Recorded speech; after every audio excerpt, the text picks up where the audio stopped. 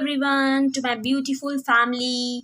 Welcome to my YouTube channel mass communication वाली study. और सबसे पहले मैं अपने बारे में बता देती हूँ। मेरा नाम आरती पांडे है और I complete my post graduation right now in mass communication sector और from SGRRPG college. I have worked in media since last 3 years और अभी मेरा जो है खुद का अपना एक यूट्यूब चैनल भी है, पहाड़ी खबर उत्तराखंड टीवी के नाम से। और मैं जो है अभी मैंने अपना दूसरा चैनल की शुरुआत की है जो कि मास कम्युनिकेशन वाली स्टडी के नाम से मैंने अपने चैनल की शुरुआत की है। और अभी मैं भी एक आप ही लोगों की तरह एक लर्नर की कैटेगरी की एक स्टूडेंट हूँ और मैं आप सभी को यहाँ पे फ्री कंटेंट प्रोवाइड करने का काम कर रही हूँ, वो भी मास कम्युनिकेशन का। जैसा कि आप सभी जानते हैं कि मास कॉम का जो कंटेंट है वो अवेलेबल एक ही जगह होना बहुत ही ज़्यादा मुश्किल होता है, तो इसीलिए यहाँ पर इस प्रॉब्लम को मैंने शॉर्ट आउट करने की यहाँ पे सॉल्यूशन देने का आपको यहाँ पर वादा किया है। तो चलिए आज हम पढ़ते हैं। सबसे पहले मैं आपको क्या पढ़ाने वाली हूँ, आज मैं आपको पढ़ाने वाली हूँ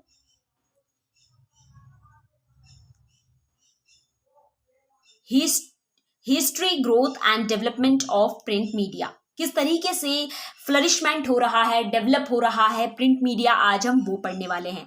आप यहाँ नीचे एक लीफ देख रहे होंगे। ये लीफ जो है, ये जो पत्ता आपको यहाँ पे दिखाई दे रहा है, ये पत्ते के द्वारा इसको क्या बोला जाता था? इसको बोला जाता था पाम लीफ। क्या बोला जाता था? पाम लीफ बोला जाता था। और इस पत्ते का जो इस्तेमाल है वो जो है किया जाता था प्रिंटिंग में। क्यों? ताकि उस समय इस लिखावट की मदद से जो है रिटन लैंग्वेज में आपको हर एक चीज मिलती थी। और इसकी जो मैन्यूस्क्रिप्ट है वो आपको कहाँ मिलेगी? इसकी मैन्यूस्क्रिप्ट की जो फॉर्मेट है वो नेशनल मैन्यूस्क्रिप्ट लाइब्रेरी में प्रेजेंट है। यानी इसके द्वारा जो लिखा हुआ, इसके जो थ्रू जो लिखी गई जो पेपर्स हैं वो कहाँ पर प्रेजेंट है? वो है दिल्ली के एक म्यूजियम है जो कि आपके एक दिल्ली का एक लाइब्रेरी है, नेशनल मैन्यूस्क्रिप्ट लाइब्रेरी। यहाँ पे आपको ये सारी चीजें मिल जाएंगी। ये इससे लिखी हुई चीजें, पाम लीफ से लिखी हुई चीजें। यूजीसी नेट में ये क्वेश्चन आ सकता है कि पाम लीफ से जो लिखी हुई चीजें हैं, मैन्यूस्क्रिप्ट है, वो कहाँ है? तो आप बोलोगे नेशनल मैन्यूस्क्रिप्ट लाइब्रेरी में, जो कि कहाँ पर है? दिल्ली में है। Now I think you clear this point. अब हम आगे बढ़ते हैं। बट दोस्तों, आज जो क्लासेस में लेके आई हूँ वो क्लासेस जब आप लो तो प्लीज अपने साथ एक पेन और पेपर लेके बैठिए, क्योंकि आज की जो क्लास है वो बहुत ही ज्यादा इंपॉर्टेंट है और बहुत ही ज्यादा महत्वपूर्ण है, जिसे हम हिंदी में कहते हैं महत्वपूर्ण भी है। तो आज की क्लास चलिए शुरू करते हैं। सबसे पहले जो चाइना है वहां से जो है शुरुआत हुई थी प्रिंटिंग प्रेस की, इतना आप हम सभी को पता है। और इन्होंने ही जो है वुडन ब्लॉक के मदद से जो है प्रिंटिंग प्रेस की शुरुआत की थी। और उस समय जो पीरियड था वो था तंग डायनेस्टी का, जो कि 600 AD के आसपास आया हुआ है। अब क्वेश्चन क्या आ सकता है कि प्रिंटिंग की स्थापना कैसे हुई, शुरुआत कैसे हुई? तो हम बोलेंगे चाइनीज के दौरान जो है, चाइनीज की वजह से जो है प्रिंटिंग की शुरुआत हुई। और उस समय जो है वुडन ब्लॉक यानी कि लकड़ियों से बनी हुई वो आती थी, एक ब्लॉक आता था जिसमें जो लिखावट हुआ करती थी। और उस समय जो डायनेस्टी थी वो कौन सा पीरियड था? उस समय था तंग डायनेस्टी का पीरियड था, जो कि 600 AD के टाइम पर है। अब मैं आपको सीन दिखा देती हूँ, पिक्चर्स दिखा देती हूँ किस तरीके का वुडन ब्लॉक था। लाइक दिस आप देख सकते हो, ये इस तरीके का वुडन ब्लॉक उस समय हुआ करता था। इसमें ये जो लिखे रहते थे ना, ये उभरे उभरे अक्षर रहते थे, बाहर निकले हुए रहते थे। और इसमें पेंटिंग करके इसमें इंक गिरा दी जाती थी और उस इंक को फिर कागज के ऊपर उसे रख के उसे छापा जाता था। जैसे हम आजकल वो नहीं देखते कि जब हम साड़ियों की भी जो छपाई होती है उसमें कढ़ाई वगैरह जो आती है उसमें छाप के इंक वो लगा दी जाती है। इस तरीके का जो फॉर्मेट था वो चाइनीज के द्वारा आया था। जैसे वायरस आया है कोरोना वायरस, उसी तरीके से जो प्रिंटिंग की जो स्टार्टिंग थी वो चाइना से हुई थी। चाइनीज की वजह से हम आज प्रिंटिंग चीजों को देख पा रहे हैं। सबसे ओल्डेस्ट सर्वाइविंग जो हम कह सकते हैं, सबसे ओल्डेस्ट सर्वाइविंग प्रिंटिंग वर्क जो है वो बुद्धिस्ट स्कल्पचर से शुरू हुआ 1684 में, यानी उसके बाद किसके? चाइनीज के बाद। और यहाँ की कैलीग्राफी म्यूजियम में जो है, जो कि टोक्यो में सेकंड नंबर पे टोक्यो में जो है जापान, यहाँ पर भी जो है कैलीग्राफी म्यूजियम में इसकी बनाई हुई जो प्रिंटिंग मटेरियल से बनाई हुई, जो हाथों से बनाई हुई, मैंने बताया अभी हाथों से जो कलाकारी की जाती थी उसकी चीजें कहाँ पे रखी हुई हैं? ये सारी जो है जापान की म्यूजियम में भी रखी हुई हैं। अब हम आगे बढ़ते हैं।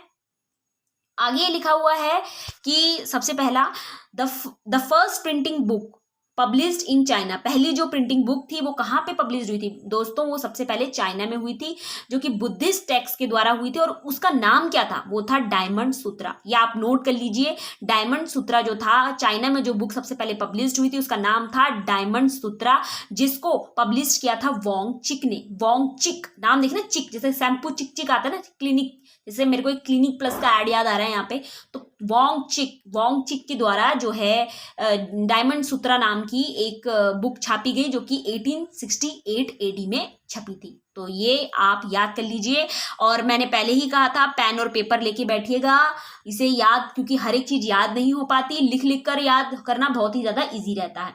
नाउ अब हम आगे बढ़ते हैं। फर्स्ट पेपर मिल जो है वो यूरोप के स्पेन में सेटअप हुई थी। फर्स्ट पेपर मिल कहाँ सेटअप हुई? इस यूरोप के स्पेन में, जो कि 1120 में हुई थी। आगे हम बढ़ते हैं 1448 में, जो जोहान गटनबर्ग हैं, जो कि बिलोंग करते हैं जर्मनी से, इन्होंने जो है बुक को छपवाने के लिए मूवेबल टाइप ब्लॉक की शुरुआत करी। मूवेबल टाइप ब्लॉक यानी कि वहां पर तो आपको मैंने दिखाया किस तरीके का, वहां पे मैंने आपको नॉर्मल दिखाया कि इस तरीके से वहां पे छपाई होती थी, मतलब एक बड़ा सा कार्ड होता था जिसमें पहले से ही अक्षर चाइनी भाषा में लिखे रहते थे और उसमें इंक गिरा के उसको पब्लिश कर दिया जाता था। लेकिन यहाँ पे वही मतलब कटे हुए फॉर्म में, शॉर्ट फॉर्म में, जैसे हम आज एक कार्ड को दूसरे कार्ड से ज्वाइन करते हैं ना, सेम एज इट इज इस तरीके का मूवेबल, जैसे ये एक यहाँ पर मैंने लिख दिया ठीक है, एक अगला कॉलम जो बनेगा वो आ के कॉलम से बनेगा। ये तो मैं हिंदी फॉर्मेट में बता रही हूँ, but it not provided in Hindi format, it only provided in Chinese language. तो चाइनीज लैंग्वेज में ये सारी चीजें आपको वहां पे मिलती हैं। ठीक है, अब हम जल्दी से आगे बढ़ते हैं। एट फर्स्ट वी यूज, फिर क्या हुआ, फिर क्ले, स्टोन, इन सब की शुरुआत होने लगी। फिर धीरे धीरे जो है गुटनबर्ग जो है इन्होंने 1440 पे, जो कि कहाँ से बिलोंग करते हैं? जर्मनी से बिलोंग करते हैं, यहाँ पे आपकी प्रिंटिंग प्रेस की शुरुआत हुई। 1448 के बाद 1465 में रोम में, उसके बाद ठीक रोम में शुरुआत हुई प्रिंटिंग प्रेस की। ठीक है, तो मैंने क्या बताया, सबसे पहले कहाँ से आया? सबसे पहले याद रखना चाइना से शुरुआत हुई थी।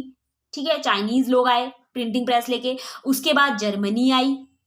ठीक है, उसके बाद कौन आए? जर्मनी वाले भाई साहब आए। ठीक है, फिर आए आपके रोम, यहाँ पर जो है प्रिंटिंग प्रेस जो है स्टार्ट हुई। ये आप नोट करते रहिएगा क्योंकि बहुत ही ज्यादा इंपॉर्टेंट मैं बता रही हूँ आपको। ये यूजीसी नेट हो, चाहे आप पेपर की, चाहे आप यूजी कर रहे हो, पीजी कर रहे हो, ये सारी चीजें ना आप एड ऑन करके अपने आंसर को ब्रीफ में लिख भी सकते हो। ठीक है, अब हम थोड़ा आगे बढ़ते हैं। यहाँ पे लिखा हुआ है ही प्रिंटेड द बाइबल इन 1450, और ही, हु इज ही, यहाँ पे जो ही है वो है गुटेनबर्ग। कौन है? गुटेनबर्ग जो है इन्होंने 1450 में जो है बाइबल प्रिंट की थी, और दे ही वर प्रिंटेड इन विच लैंग्वेज? तो लैटिन लैंग्वेज में उन्होंने जो है बाइबल को प्रिंट किया था, और वो कितने पेजेस की थी? 1282 पेजेस की थी। He has movable printing block for the book, इन्होंने ही जो है मूवेबल प्रिंटिंग ब्लॉक जो है बुक की वो भी पब्लिश की थी। तो ये सारी चीजें, यानी बाइबल किस तरीके से पब्लिश हुई, किस तरीके से पहला फॉर्मेट निकला, तो वो यही था। कौन सा? 1450 का। अब उसके बाद हम आगे बढ़ते हैं। आगे ये है एन इंग्लिश मैन विलियम वॉस्टन। ये सबसे इंपॉर्टेंट टॉपिक है, सबसे ज्यादा इंपॉर्टेंट टॉपिक है। यहां पर मैं आपको बता रही हूं विलियम वॉस्टन के बारे में। विलियम वॉस्टन वो पर्सन थे जिन्होंने टेलीग्राफ मैसेज की शुरुआत की थी 1747 में, यानी विलियम वॉस्टन वो थे जिन्होंने 1747 में जो है टेलीग्राफ की क्या थी? शुरुआत की थी। याद रखिएगा, विलियम वॉस्टन वो थे जिन्होंने टेलीग्राफ की 1747 में क्या थी? शुरुआत की थी। अब हम थोड़ा आगे बढ़ते हैं। Message way written on leaves and stone using pictorial symbols and characters, usually on rock, stone, printing stone, engraving और क्रेविंग एंड स्कल्पचर। धीरे धीरे एक पिक्टोरियल इमेज इसकी बनने लगी। जैसे हम कहते हैं ना कि जो मूर्तिकार होते हैं वो फिर धीरे धीरे उन चीज़ों में उसे ढालने लगे, यानी प्रिंटिंग फिर उस फॉर्मेट में आने लगी। धीरे धीरे ये चीज़ें क्या होने लगी? डेवलप होने लगी। जैसे आज हम क्या है अपने पास, हमारे पास, सबके पास सोशल मीडिया का हम ज़्यादा यूज़ कर रहे हैं, हमारे पास इंटरनेट है, आज हम घर बैठे हर एक चीज़ जानकारी प्राप्त कर पा रहे हैं। लेकिन पहला ऐसा समय नहीं था। फिर क्या आता है, फिर हम पढ़ने वाले हैं the Chinese were the first to invent the art of printing. सबसे पहले मैंने ये बता दिया, चाइनीज ही थे जिन्होंने भारत में जो है, मतलब चाइनीज ही जो थे वो प्रिंटिंग प्रेस लेके आए थे। और टंग डायनेस्टी की एज वी डिस्कस ऑलरेडी, मैंने पहले से ही डिस्कस कर दिया था। अब हम थोड़ा आगे बढ़ते हैं। गाइज आज जो मैं ये वीडियो लाई हूँ ना, इस वीडियो में ये पार्ट 1 है, इसका पार्ट 2 भी आएगा। तो ये पार्ट 1 में मैंने बनाई है, बहुत इंपॉर्टेंट टॉपिक है ये, इसको डेप्थ में जाके पढ़ने की बहुत ज़रूरत है। आप इसे सुनिए और पढ़िए यहाँ से। और अगर आप लिख भी नहीं सकते तो एटलीस्ट इसका स्क्रीनशॉट ले लीजिए ताकि आपको याद तो रहे। ठीक है, अब हम थोड़ा आगे बढ़ते हैं। यहाँ पे लिखा है the invention of printing has revolutionised mass communication. देखो किस तरीके से एक क्रांति ला दी मास कम्युनिकेशन में प्रिंटिंग ने, क्योंकि हम कहते हैं ना कलम ही एक ताकत है जिसके द्वारा हम हर एक चीज लिख सकते हैं, तो वो चीज यहाँ पे लाई गई। फिर है print media is the oldest and basic form of mass communication, it includes newspaper, weeklies, magazine, monthlies. यानी कि प्रिंट मीडिया एक ओल्डेस्ट मीडियम है जिसकी मदद से आज हम जो है न्यूज़पेपर पढ़ पाते हैं, मैगजीन पढ़ पाते हैं, वीकली न्यूज़पेपर, मंथली न्यूज़पेपर, और वो सारे के सारे हमें प्रिंट फॉर्मेट में मिलते हैं। प्रिंट के फॉर्मेट में वो सारी चीजें क्या है, हमको प्रोवाइड होती हैं। तो आई थिंक आपको ये क्लियर हो गया होगा। यहाँ पे मैं उम्मीद करती हूँ आपको ये क्लियर हो गया होगा। अब हम थोड़ा आगे बढ़ते हैं। आगे हम बढ़ेंगे, सबसे पहले मैं यहाँ आपको बता दूं कि मैं बहुत ही ज़्यादा इंपॉर्टेंट फैक्ट आपके लिए लेके आई हूँ। आपको ये क्लास कैसी लग रही है आप कमेंट बॉक्स में ज़रूर बताइएगा। और आप कमेंट नहीं करते, आप कमेंट ज़रूर कीजिए, इससे मेरा मोटिवेशन बना रहता है। मैं आपके लिए इतनी स्ट्रगल कर रही हूँ, यहाँ से PDF बनाना, ये सब करना फ्रेंड्स ये बहुत ईजी नहीं होता है। मैं आपको मुफ्त में पकी पकाई खीर देने का काम कर रही हूँ, तो प्लीज़ इसे जो है शेयर भी कीजिए, कमेंट भी कीजिए, बताएं आपको क्लास कैसी लग रही है। अब हम पढ़ते हैं प्रिंट टेक्नोलॉजी। प्रिंट टेक्नोलॉजी जो है इंडिया में 1556 में आई थी, और जिसको लेके कौन आया था, जीस्यूट प्रिस्ट लेके आए थे। कहाँ, जीस्यूट प्रिस्ट जो है सबसे पहले इंडिया में 1556 में प्रिंटिंग लेके आए थे। और सबसे पहली जो बुक थी इंडिया में वो कौन सी पब्लिश हुई थी, पोर्चुगीज लैंग्वेज में पब्लिश हुई थी, जो कि थी ओल्ड गोवा के नाम से सबसे पहली प्रिंटिंग बुक जो इंडिया में पब्लिश हुई थी वो कौन सी थी, वो थी पोर्चुगीज लैंग्वेज की ओल्ड गोवा। ठीक है, अब as we already discuss in further classes, जैसे कि मैंने डूरना के बारे में बताया था। डूरना मतलब होता है डेली, जिसका मतलब क्या होता है, डेली। ठीक है, एक्टा डूरना एक न्यूज़पेपर है जो कि रेगुलरली, जिसको पहले किस नाम से जाना जाता था, पहले ये गवर्नमेंट अनाउंसमेंट के नाम से इस न्यूज़पेपर को जाना जाता था, और धीरे धीरे इसका नाम बदल के एक्टा डूरना कर दिया गया, और ये रेगुलर बेसिस में पब्लिश्ड होने वाला न्यूज़पेपर बन गया। और कहाँ पब्लिश्ड होता था, तो ये पब्लिश्ड होता था रोम में। नाउ मैंने यहाँ पे बहुत सारी चीजें आपको डिस्कस करके बता दी हैं। अब हम थोड़ा और आगे बढ़ते हैं। दे इंस्क्राइब इन अ मेटल और स्टोन के फॉर्मेट में उस समय वहां पर आपको चीजें मिलने लगी। अब मैं आपको बताऊं, चाइना में सबसे ओल्ड जो अर्लीस्ट न्यूज़पेपर था वो जो किस नाम से छपता था, वो था तिपाऊ नाम से। चाइना में किस नाम से न्यूज़पेपर छपता था, सबसे पहला तिपाऊ के नाम से न्यूज़पेपर छपता था। अब हम थोड़ा आगे बढ़ते हैं।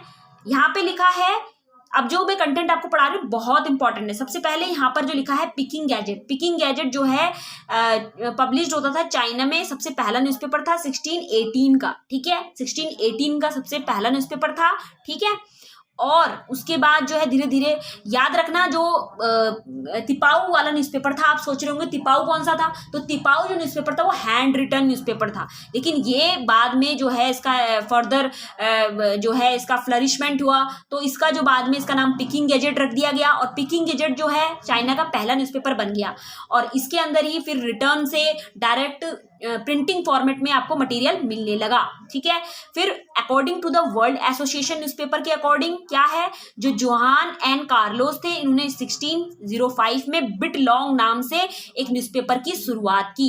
तो मैच द कॉलम में कई बार UGC नेट पूछ लेता है कि बिट कॉलम जो न्यूज़पेपर है वो आपका कौन सी एरिया से बिलोंग करता है, तो हम बोलेंगे जर्मनी। किससे, जर्मनी से बिलोंग करता है ये न्यूज़पेपर। ठीक है, अब हम थोड़ा आगे बढ़ते हैं, क्लास लंबी ना हो जाए इसलिए मैं फटाफट पढ़ा रही हूँ।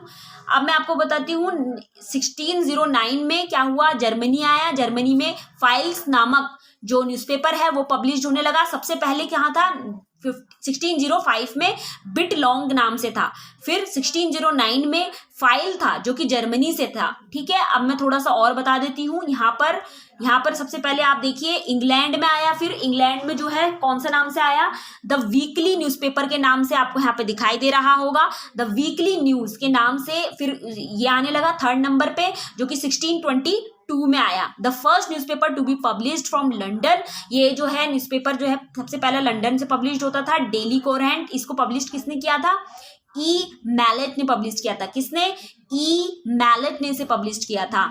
आपको क्लास कैसी लग रही है, मैं थोड़ा जल्दी पढ़ा रही हूँ फास्ट फॉरवर्ड में, क्योंकि क्लास लंबी ना हो जाए। आपको अगर नहीं समझ में आ रहा है दोबारा रिवाइज लगाइए, दोबारा वीडियो देखिए, इससे आपको क्या होता है जल्दी जल्दी याद हो जाता है। ठीक है, अब मैं आपको बताती हूँ 1784 में जो जॉन वॉल्टर थे, इन्होंने एक न्यूज़पेपर लॉन्च किया जो कि क्या था, द डेली यूनिवर्सल जर्नल के नाम से। कौन से नाम से, द डेली यूनिवर्सल जर्नल के नाम से, जो कि लंदन में छपता था। कहाँ छपता था, लंदन में छपता था। ठीक है, और बाद में इसी का नाम जो है द टाइम्स रख दिया गया। क्या नाम रख दिया गया, द टाइम। इस न्यूज़पेपर का नाम डेली जो है डेली जनरल न्यूज़पेपर का नाम बदल के द टाइम्स न्यूज़पेपर रख दिया गया। ठीक है, अब हम आगे बढ़ते हैं। द यूएसए में उसके बाद फर्स्ट न्यूज़पेपर आया जो कि पब्लिक अकरेंस के नाम से छपता था 1690 में, और फिर उसके बाद जो है जॉन कैंपेबल जो है इन्होंने 1704 में बूस्टन न्यूज़ लेटर की शुरुआत की। ये मैं आपको पहले ही बता रही थी, या तो आप पेन पेपर लेके बैठिए या फिर वीडियो को बार बार देखिए, तभी आपको ये सन वगैरह याद होंगे, क्योंकि एकदम से इतने सारे सन याद कर पाना पॉसिबल नहीं है। तो वीडियो को बार बार भी देखिए, इससे आपका और ज़्यादा जल्दी से रिवाइज होगा। 1704 में क्या हुआ, बूस्टन न्यूज़ लेटर आया। कौन सा लेटर आया, बूस्टन न्यूज़ लेटर आया। अब मैं आपको बताती हूँ 1851 में द न्यूयॉर्क टाइम के नाम से जो है न्यूज़पेपर आने की शुरुआत हुई। ठीक है, फिर उसके बाद अब मैं आपको बताती हूँ जो सबसे लार्जेस्ट सर्कुलेटेड जो न्यूज़पेपर था वो कौन सा था, जापान में who is the largest circulated newspaper in Japan, इसका नाम है योमीयुरी सिंहम। ठीक है, Yomiuri Shimbun is the largest circulated newspaper that could be published in Japan. Okay, अब हम now we come from the second point. अब हम देखते हैं, यहाँ पे लिखा है second and third largest circulated daily in the world are also published. यहाँ पे जो है सेकंड एंड थर्ड फॉर्म में भी ये जो है न्यूज़पेपर जो है फिर धीरे धीरे पब्लिश होना शुरू हो गया। लेकिन इतना याद रखो कि जापान में सबसे पहला जो सर्कुलेटेड न्यूज़पेपर था वो कौन सा था, योमीयुरी सिंहम। ठीक है, अब मैं बहुत ही ज़्यादा, अब आप दिल दिमाग सबको एक जगह बांध के बैठ जाइए, क्योंकि अब जो मैं पढ़ाने वाली हूँ उसमें कान खुले होना बहुत ही ज़्यादा ज़रूरी है, और उसके साथ ही साथ दिमाग खुला होना भी बहुत ज़रूरी है। ठीक है, उसके बगैर आप ये चीज़ समझ नहीं पाओगे, दिमाग नहीं खुला होगा तो याद नहीं हो पाएगा। अब मैं आपको बताती हूँ सबसे पहले कि मैं आपको इंटरनेशनल ऑर्गेनाइजेशन और उसके हेडक्वार्टर बता रही हूँ। ठीक है, ये क्वेश्चन कभी कभी अगर आप यूजीसी नेट जेआरएफ की तैयारी कर रहे हो, या फिर भी कभी कोई कॉम्पिटिटिव एग्जाम की तैयारी कर रहे हो, या सेट की एग्जाम की तैयारी कर रहे हो, तो ये आपके काम ही आएगा। ठीक है, आप कोई भी कॉम्पिटिटिव एग्जाम की तैयारी कर रहे हो ये आपके काम आएगा। तो सबसे पहले क्या है, यूनिसेफ एक ऑर्गेनाइजेशन है जिसकी फुल फॉर्म क्या है, यूनाइटेड नेशन चाइल्ड्स फंड। इसका हेडक्वार्टर कहाँ है, तो न्यूयॉर्क में है, यूएस के न्यूयॉर्क में है। फिर WHO जो कि बहुत कॉमन है, वर्ल्ड ट्रेड हेल्थ ऑर्गेनाइजेशन, जिसका हेडक्वार्टर जिनेवा स्विट्जरलैंड में है। फिर है ITU यानी इंटरनेशनल टेलीकम्युनिकेशन यूनियन, जिसका हेडक्वार्टर भी कहाँ है, जिनेवा के स्विट्जरलैंड में। अब मैं आपको बताती हूँ AMIC यानी Asian media information and communication centre. ठीक है, इसकी फुल फॉर्म ये है, और उसके बाद ये जो है सिंगापुर में है। उसी तरीके से AIBD यानी कि Asian Pacific institute for broadcasting development, इसका हेडक्वार्टर कुआलालंपुर में। फिर ILO मोस्ट इंपॉर्टेंट, ILO बहुत बार आता है, इंटरनेशनल लेबर ऑर्गेनाइजेशन, जिसका हेडक्वार्टर कहाँ है, जिनेवा स्विट्जरलैंड में। फिर आता है WHO और WTO, वो वर्ल्ड हेल्थ ऑर्गेनाइजेशन है जिसका हेडक्वार्टर जिनेवा में है, इसका हेडक्वार्टर भी जिनेवा में है। ठीक है। वर्ल्ड ट्रेड ऑर्गेनाइजेशन का भी हेडक्वार्टर कहाँ है? जिनेवा में है। अब हम थोड़ा आगे बढ़ते हैं, यहाँ पे लिखा हुआ है यूनाइटेड नेशन एजुकेशन साइंटिफिक यानी यूनेस्को की फुल फॉर्म क्या है? United Nation education scientific and culture organisation, जिसका हेडक्वार्टर पेरिस फ्रांस के पेरिस में है। फिर मैं आपको एक और बताने वाली हूँ, ये कौन सा है? इसमें सबसे पहले मैं आपको बता देती हूँ, ये लिखा हुआ है ओपैक का यानी कि फुल फॉर्म क्या होती है? ऑर्गेनाइजेशन ऑफ वेट, थोड़ा सा ये आगे पीछे हो रहा है, मैं इसे वो कर लेती हूँ, ठीक है। हाँ, इसकी फुल फॉर्म क्या है? Organisation of petroleum exporting countries, ठीक है। ओपैक की full form organisation of petroleum exporting countries, जिसकी हेडक्वार्टर कहाँ पे है? वेना, ऑस्ट्रिया के वेना में है। फिर मैं आगे बताती हूँ, साउथ यानी सार्क की फुल फॉर्म क्या है? South Asian association for regional corporation. इसका हेडक्वार्टर कहाँ है? काठमांडू, नेपाल के काठमांडू में। अब हम थोड़ा आगे और बढ़ते हैं। हाउ इज द जोश फ्रेंड्स, हाउ इज द जोश? हाई बोलो, हाई, क्योंकि पढ़ना है। We can do it, we want JRF, we get JRF। तो हमें पढ़ना है। तो चलिए अब पढ़ते हैं। इसके बाद मैं बताती हूँ, यहाँ पे लिखा हुआ है नाटो। क्या लिखा है? नाटो का जो फुल फॉर्म है वो क्या है? नॉर्थ अटलांटिक ट्रीटी ऑर्गेनाइजेशन, जिसका हेडक्वार्टर ब्रुसेल्स के बेल्जियम में है। फिर ICC, कौन कौन लोग क्रिकेट खेलते हैं? क्रिकेट का शौक किस किस को है? तो देखिए यहाँ पे क्या लिखा है, क्रिकेट की फुल फॉर्म क्या लिखी है? ध्यान से देखिए, बिल्कुल ध्यान से देखिए, क्या लिखी है? इंटरनेशनल क्रिकेट काउंसिल, जिसका हेडक्वार्टर कहाँ है? दुबई यानी UAE में। फिर मैं आपको बताने वाली हूँ इंटरनेशनल कोर्ट ऑफ जस्टिस, जिसका हेडक्वार्टर कहाँ पे है? द हेग किसकी कैपिटल है? नीदरलैंड की। नीदरलैंड को हम खाली नीदरलैंड नहीं बोलते, द नीदरलैंड बोलते हैं। फिर आता है फीफा जो है, the FIFA international football association, जिसका हेडक्वार्टर ज्यूरिख स्विट्जरलैंड में है। फिर मैं आपको बताती हूँ फाओ यानी कि फूड एंड एग्रीकल्चर ऑर्गेनाइजेशन, जिसका हेडक्वार्टर इटली रोम में है। फिर मैं आपको बताती हूँ IMF, क्या है? IMF, जिसका हेडक्वार्टर कहाँ पे है? वॉशिंगटन DC में है। फिर ADB है, एशियन डेवलपमेंट बैंक, जिसका मनीला फिलीपींस में है। और फिर है एशियन यानी कि association of south east Asian nation, जिसका जकार्ता में है, ठीक है। तो दोस्तों अभी जो है इतनी जो खबर है मैंने यहाँ पर, सॉरी आपको जो आपको खबर का बता दिया मैंने, इतनी जो पढ़ाई है वो मैंने आपको करा दी है। उम्मीद करती हूँ आपको ये सेशन बहुत अच्छा लगा होगा। आप इसको लाइक कीजिए, शेयर कीजिए, सब्सक्राइब कीजिए चैनल को। और दोस्तों इस चैनल को जब आप सब्सक्राइब कर लें तो अपने दोस्तों के साथ भी शेयर कीजिए, जो कॉम्पिटिटिव एग्जाम की तैयारी कर रहे हैं, या UG कर रहे हैं या PG कर रहे हैं, जिस भी सब्जेक्ट से मास कम्युनिकेशन कर रहे हैं, तो यहाँ ये चैनल आपको हर एक कंटेंट देने का काम करेगा।